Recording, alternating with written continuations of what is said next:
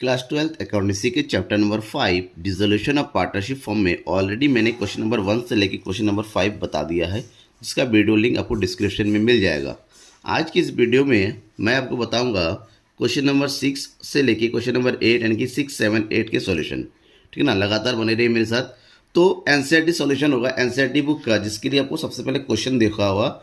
सबसे पहले मैं बताऊंगा क्वेश्चन नंबर 6, उसके लिए बुक देखिए, आपके पास अगर बुक है, नहीं तो स्क्रीन में देखिए। ठीक है ना, मैं आपको क्वेश्चन पहले बता देता हूँ। क्वेश्चन में क्या कहा गया है कि कंडीशन जानना जरूरी है।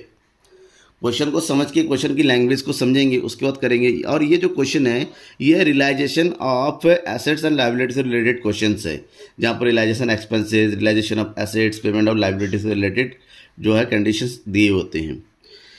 How will you deal with the realization expenses of the firm of Rashim and Bindiya in the following cases. तो यहाँ पर आपको रियलाइजेशन एक्सपेंसेस से रिलेटेड एंट्री करनी है, जिसके बारे में मैंने क्वेश्चन नंबर 1 में भी बताया था कि रियलाइजेशन एक्सपेंसेस की एंट्री अलग अलग केसेस में कैसे करते हैं। तो यहाँ पर टोटल 3 केस दे रखे हैं। पहला, realization expenses amount to 1 lakh. Second, realization expenses amount to 30,000 are paid by Rashim. यहाँ पर कुछ नहीं लिखा हुआ, इसका मतलब फर्म के थ्रू पे हो रहा है। 30,000 यहाँ पर रशीम के थ्रू पे हो रहा है। और लास्ट है, realization expenses are to be वॉन by Rashim for which he will be paid 70,000। देखिए, जब भी वॉन वर्ड लिखा हुआ इसका मतलब वो अपना पर्सनली बियर किया जा रहा है, लेकिन यहाँ पर रशीम को रियलाइजेशन एक्सपेंसेस वॉन करने के बदले में 70,000 एज ए रिम्यूनरेशन मिल रहा है। और बाकी जो खर्चा हो रहा है, नहीं हो रहा है, वो सब रसीम के पर्सनल अकाउंट में होना है, वो उसकी एंट्री नहीं हो रही है। हमें यहाँ पर एंट्री करनी है केवल 70,000 की। क्लियर? तो ये 3 कंडीशन में एंट्री कैसे करेंगे? सिंपल एंट्री है।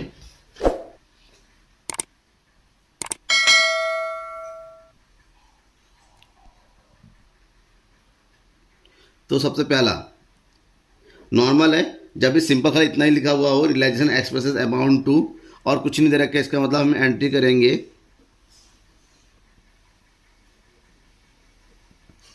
Realization account debit to bank account. इसका मतलब होता है कि रियलाइजेशन का एक्सपेंसेस जो पार्टनरशिप फर्म के थ्रू पे किया जा रहा है।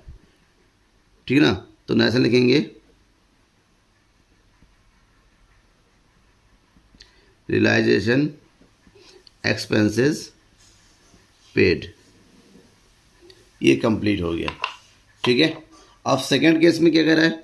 सेकंड केस में है realization expenses amount to 30,000 paid by Rashim. Rashim ने 30,000 पे किया, जबकि कोई पार्टनर जो है पे करता है, लिखा पेड बाय पार्टनर, तो बैंक की जगह पार्टनर्स कैपिटल अकाउंट आ जाएगा। इसका मतलब एंट्री वही सेम होनी है आपकी, realization account debit 30,000 but not paid by the firm, paid by Rashim. So ये हो जाएगा रशीम्स कैपिटल अकाउंट। राइट, बिल्कुल सिंपल एंट्री थी, बस समझना है आपको। लिख दीजिए यहाँ पर realization expenses paid by Rashim. ये सेकंड कंप्लीट हो गया। थर्ड में क्या किया जा रहा है?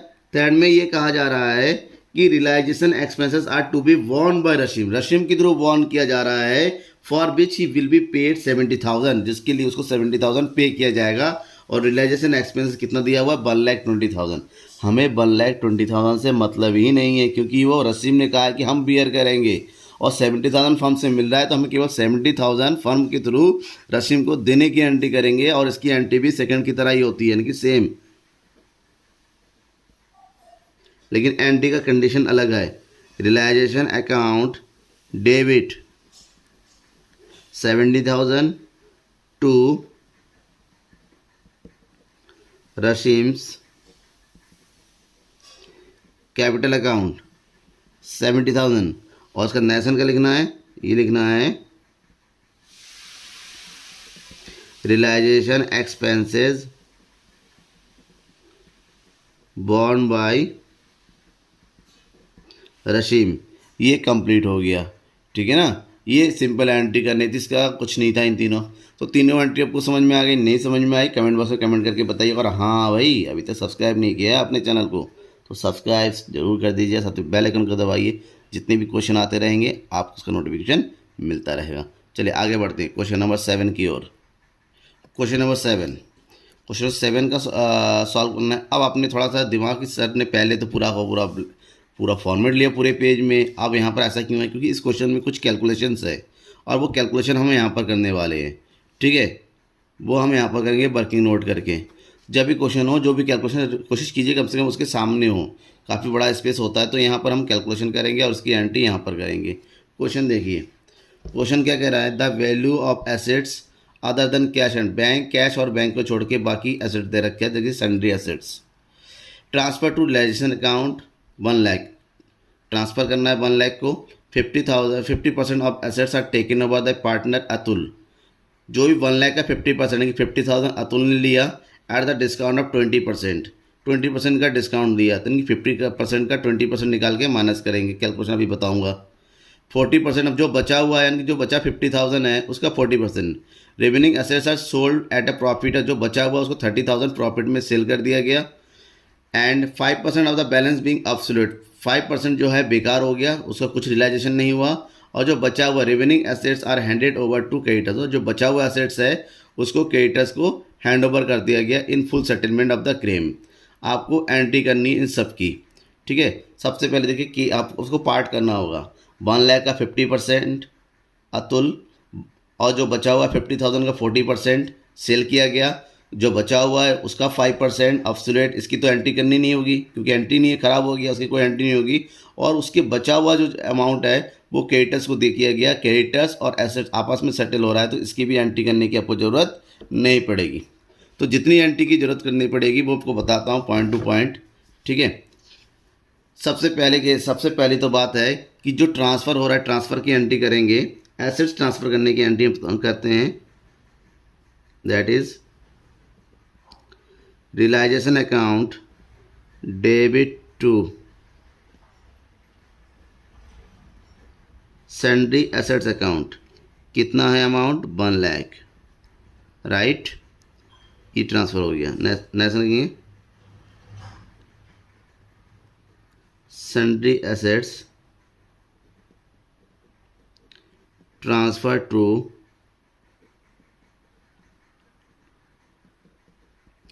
Realization account. ये पहली एंट्री कंप्लीट हो गई। अब कह रहा है जो 1 लाख का 50%, और 1 लाख का 50% कितना होता है, 50,000।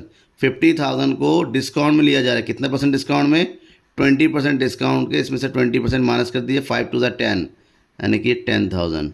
तो अतुल ने 40,000 में ये एसेट जो है क्या किया, टुक ओवर किया।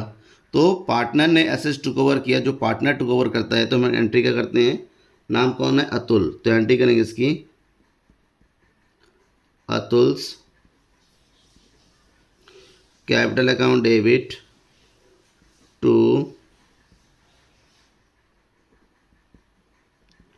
Realisation account, amount 40,000।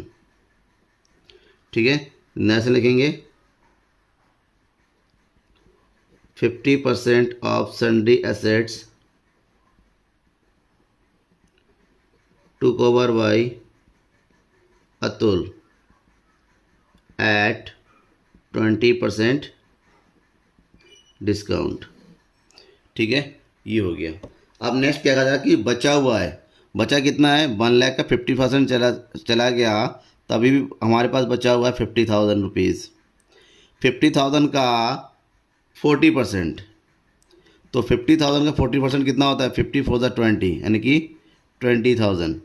अब 20,000 को 30% प्रॉफिट में बेचा गया है, तो 3 2 या 6, 30% कितना हो गया, 6,000 यानी कि कितने बेचा गया, 26,000 में बेचा गया।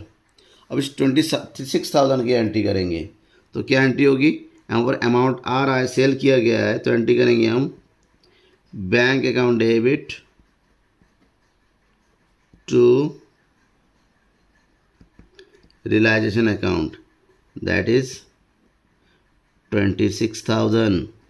नरेशन लिखना है 40% of remaining sundry assets sold at 30% profit. ठीक है, ये हो गया। अब जो बचा हुआ है, कितना बचा हुआ, 50 में से 20 चला गया, अब बचा हुआ 30 का 5% यानी कि 5×3 = 15, ये हमारा कुछ नहीं हो गया, अपसलोड हो गया। और जो बचा हुआ अमाउंट है दैट है 9 में से बन गया 28,500, और 28,500 सेटल किया जा रहा है किसके थ्रू, क्रेडिटर्स के थ्रू। तो इसकी कोई एंट्री नहीं होनी है, बस इतना लिख दीजिए कि sundry assets of 28,500 settled with creditors in full settlement। इसके लिए कोई एंट्री नहीं होगी, नो एंट्री मेड, कोई एंट्री जरूर नहीं होगी। ठीक है, समझ में आ गया आपको ये क्वेश्चन? अभी डाउट है तो बता जरूर दीजिएगा कि इस क्वेश्चन में थोड़ा डाउट है। अब क्वेश्चन नंबर 8, क्वेश्चन देखिए भाई, ये है क्वेश्चन आपका, थोड़ा जूम कर लिया जाए। हाँ, record necessary journal entries to record the following unrecorded assets and liability in the books of Paras and Priya. Unrecorded assets है, और अनरिकॉर्डेड मतलब ये किसी बुक में एंट्री नहीं है, उसकी दोबारा एंट्री करनी है आपको। अलग अलग केस दे रखा है। There was an own furniture in the firm which had return up. एक पुरानी फर्नीचर है जिसको रिटर्न अप कर दिया गया था, इसका मतलब पूरी बुक वैल्यू हटा दी गई थी, अब इसको बेच के 3,000 रुपये मिले। Second, Ashish and old customer उस अकाउंट 1,000 बज।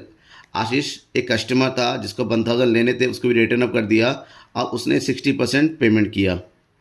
पारस agreed to to over the firm's goodwill. Paras जो है फर्म की गुडविल जो है लेने के लिए तैयार हो गया, जिसको बुक में लिखा ही नहीं गया था, उसकी वैल्यू कितनी है, 30,000।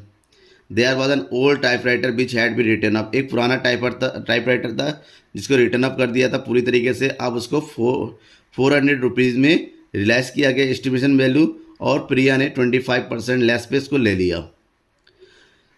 There are 100 shares of 10 rupees each in Sitar limited acquired at cost of 2,000।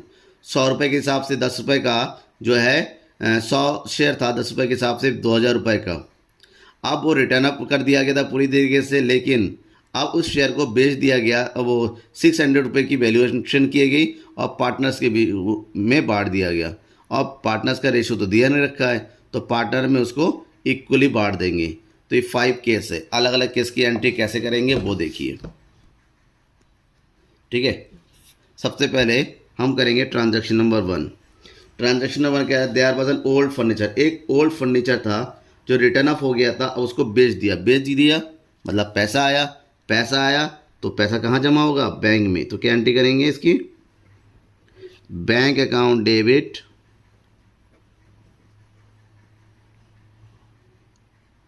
Realisation, कितना पैसा आ गया, दैट इज 3,000। नेक्स्ट लिखेंगे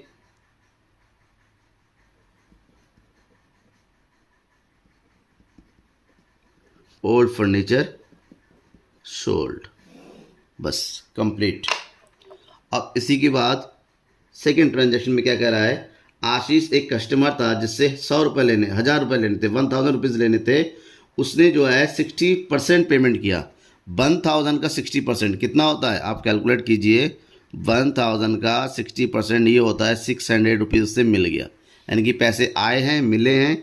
जब पैसे आए हैं तो बैंक में डाल दीजिए, that is bank account debit to realisation account. कितने अमाउंट आया, 600 आया। ठीक है, ये कंप्लीट हो गया। तो नेशन क्या लिखेंगे, ओल्ड डेप्टर्स था, इसको तो बोलते हैं bad debts. Bad debts recovered at 60%।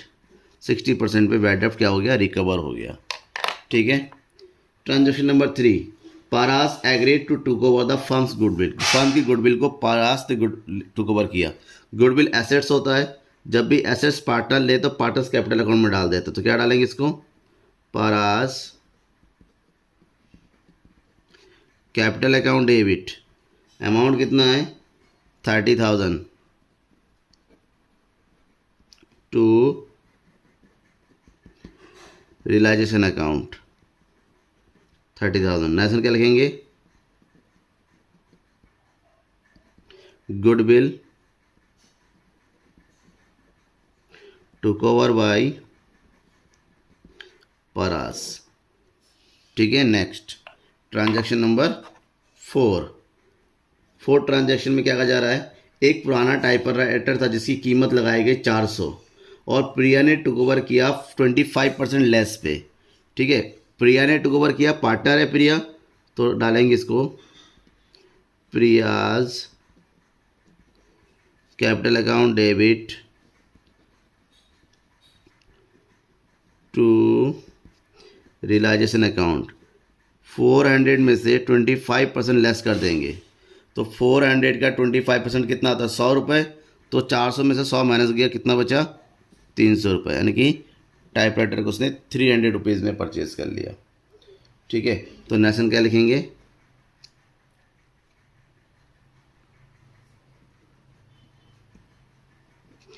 Unrecorded typewriter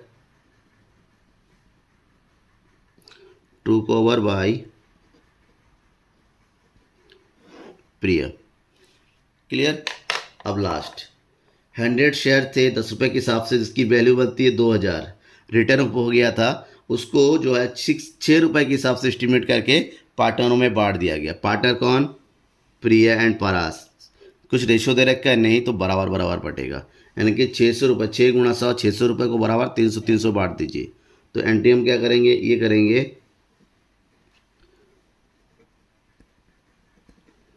परास capital account debit and Priya capital account debit to realization account, right? That is 300 total amount 600 और नेशन लिखेंगे 100 share at the rate of 60 divided between partners. ठीक है, ये सारी entry हमारी complete हो गई। कोई डाउट रह गया एंट्रीज़ में तो ज़रूर बताइएगा कमेंट बॉक्स में। सब्सक्राइब नहीं किया चैनल को, सब्सक्राइब जरूर कर दीजिएगा। Thank you.